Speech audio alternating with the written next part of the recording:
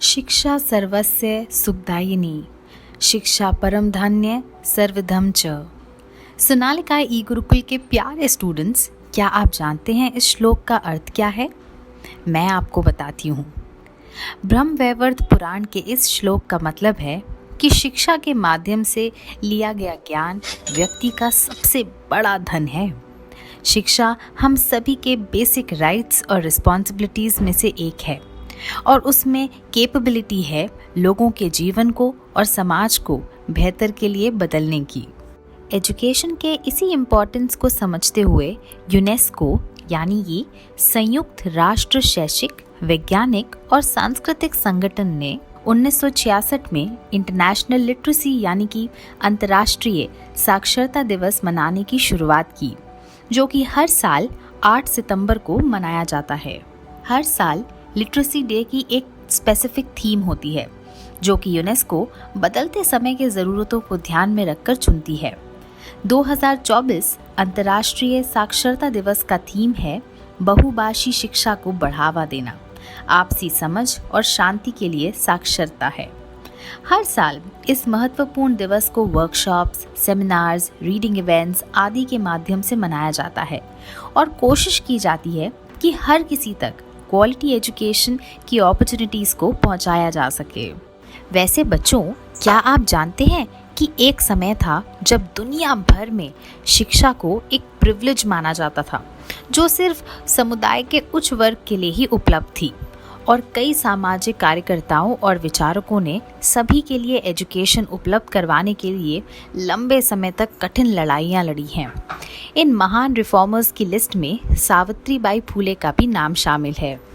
सावित्रीबाई फूले एक pioneering educational activist थी, जिन्होंने लड़कियों और समाज के वंचित वर्गों की शिक्षा के अधिकार के लिए कड़ी लड़ाई लड़ी।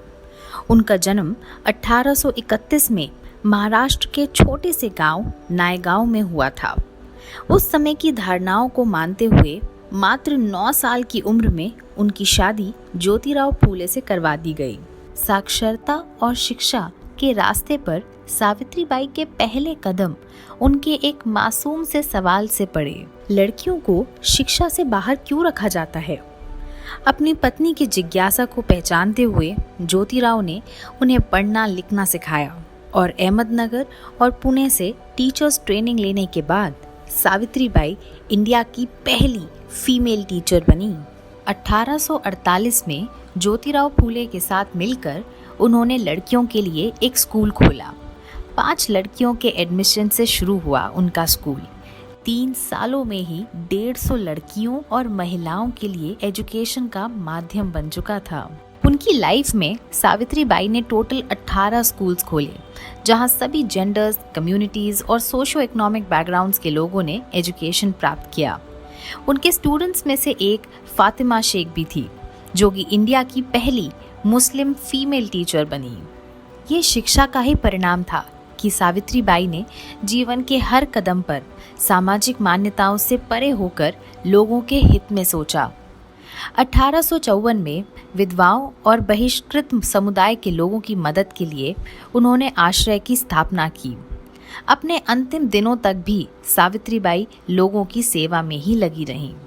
1897 के बुबोनिक प्लेग के दौरान भी वह खुद अफेक्टेड एरियाज में जाकर लोगों तक मेडिकल फैसिलिटीज़ पहुंचाने में मदद करती थीं। चूँकि सावित्रीबाई के एक्शंस उस समय के बिलीव्स और वैल्यूज़ के अगेंस्ट थे, तो उन्हें सोसाइटी से काफ़ी अवहेलना का सामना भी करना पड़ा। फिर भी हार ना मानते हुए वे ज़्यादा से ज़्यादा लोगों तक एजुकेशन पहुंचाने के प्रयास में जुड़ी रहीं। उनके रिफॉर्मिंग थॉट्स और एक्शंस के लिए उन्हें ब्रिटिश गवर्नमेंट की ओर से 1852 में सर्वश्रेष्ठ शिक्षिका होने का सम्मान मिला। कई इंडियन स्टेट्स और इंस्टीट्यूशंस ने भी सावित्रीबाई फूले के नाम पर पुरस्कार और फेलोशिप का नाम रख उनकी लेगेसी को वेल डिजर्व्ड रिस्पेक्ट और ऑनर दिया।